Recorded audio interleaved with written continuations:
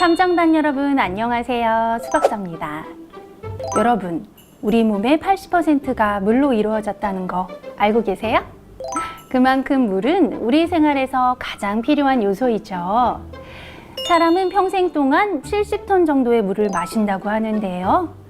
사람이 음식을 먹지 않아도 몇 주 정도는 살 수 있지만 물은 일주일만 마시지 않아도 목숨까지 위험해질 수 있다고 해요. 그 이유는 바로 몸속의 노폐물을 배출하지 못하기 때문이에요. 물을 마시지 않으면 목숨까지 위험해진다니 우리의 물이 정말 소중하게 느껴지지 않으세요? 네, 이처럼 물은 정말 중요한 역할을 하고 있어요.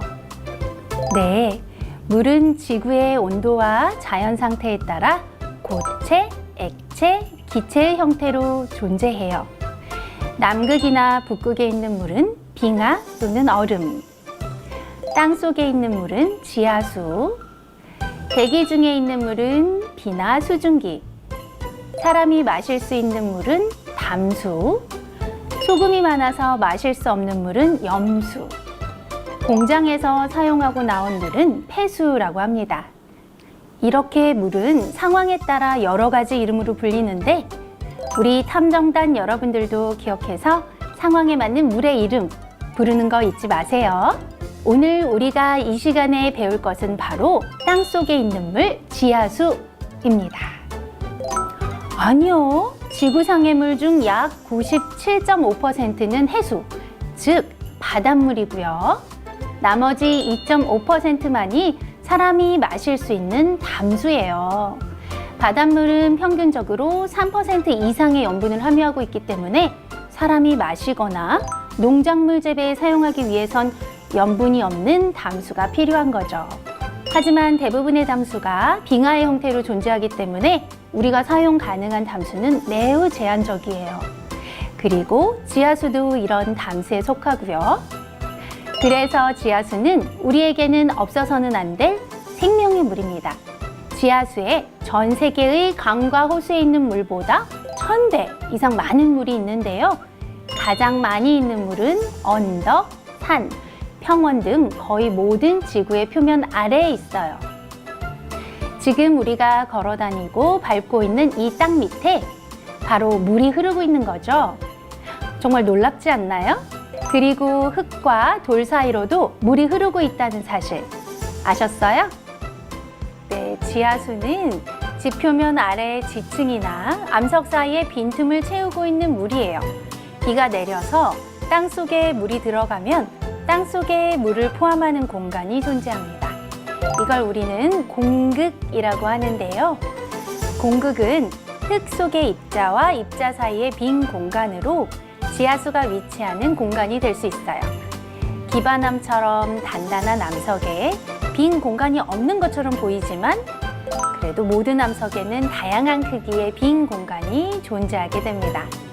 물이 땅에 들어가면 중력에 의해서 땅 밑으로 내려가면서 아래쪽부터 빈 공간을 채우기 시작해요.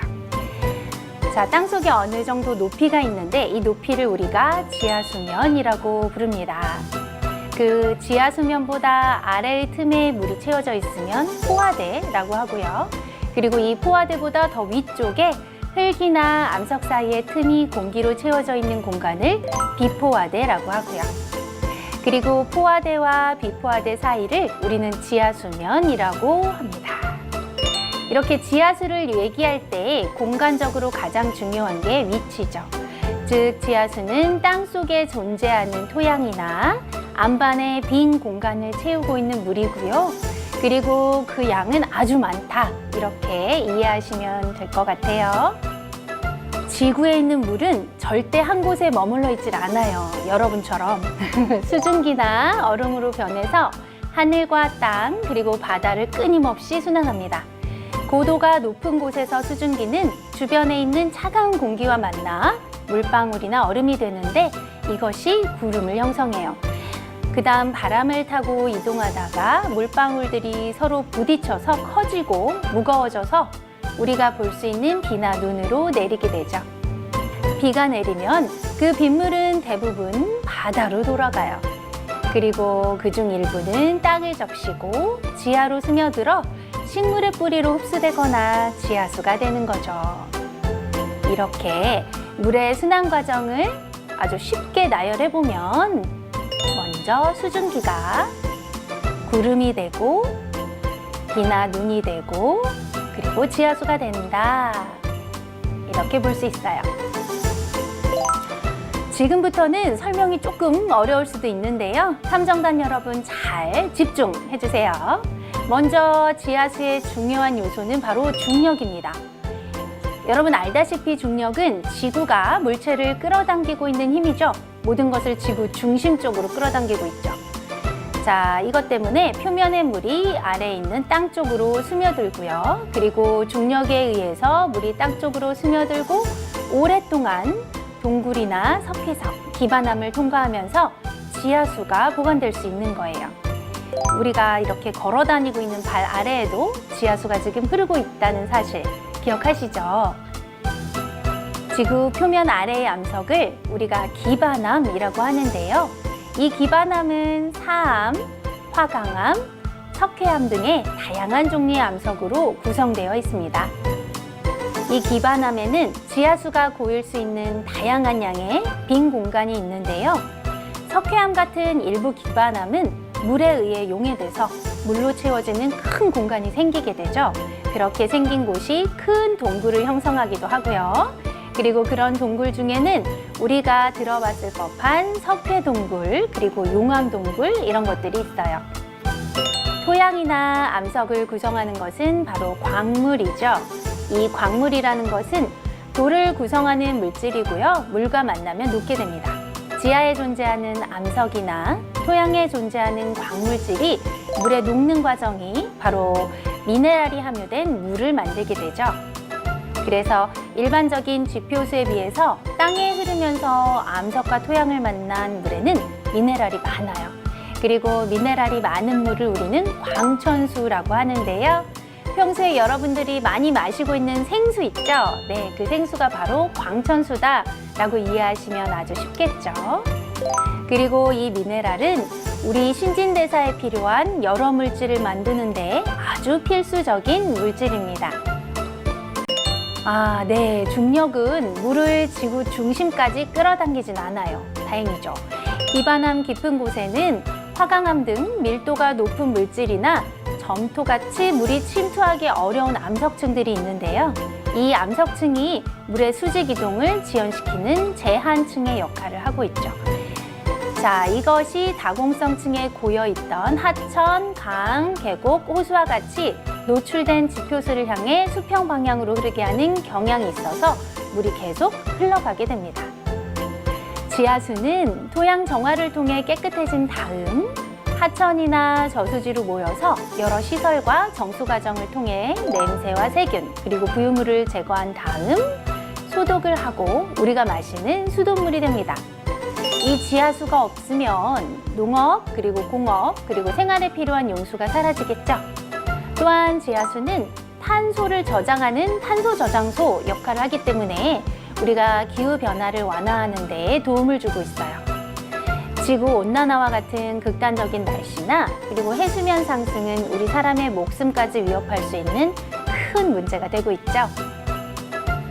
자, 탐정단 여러분, 이렇게 소중한 지하수가 오염이 되고 결국 우리의 일상까지도 위협하고 있다는 사실 알고 있죠? 우리의 가정에서 사용되고 버려진 생활하수, 그리고 공장에서 배출되고 있는 매연, 농촌에서 발생하는 농축산 폐수 등이 깨끗하게 정화되지 않은 상태로 하천이나 호수 혹은 땅속으로 들어가서 심각한 오염이 발생하고 있어요. 우리가 사용하고 있는 자동차에서 나오는 검은 매연 역시 지하수 오염의 큰 원인이 될 수 있죠. 자동차나 공장에서 배출되는 매연이 공기를 오염시키게 되고 그리고 공기 중에 수증기와 반응하면 황산이나 질산으로 변하게 되죠. 이때 황산과 질산은 비나 눈의 형태로 땅 위에 떨어져서 토양과 지하수의 오염을 시키게 됩니다. 더 심각한 건 이 토양 오염 물질은 오랜 시간 동안 분해되지 않고 축적된다는 것이죠.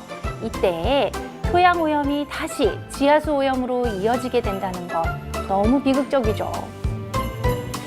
이렇게 지하수의 오염이 심각하다라는 이유는 바로 지하수가 한번 오염되고 나면 정화시키는데 매우 오랜 시간이 필요하기 때문이에요. 지하수가 흐르는 속도만큼이나 정화시키는 시간도 역시 오래 걸리게 됩니다.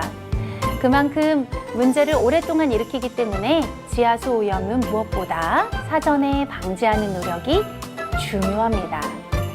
네, 탐정단 여러분, 우리가 이런 지하수가 그냥 오염이 되는 상황을 그냥 보고만 있을 순 없겠죠. 맞습니다. 당장 오늘부터라도 우리가 손쉽게 지하수 오염이 발생되지 않고 깨끗하게 유지하려면 뭘 할 수 있을까요?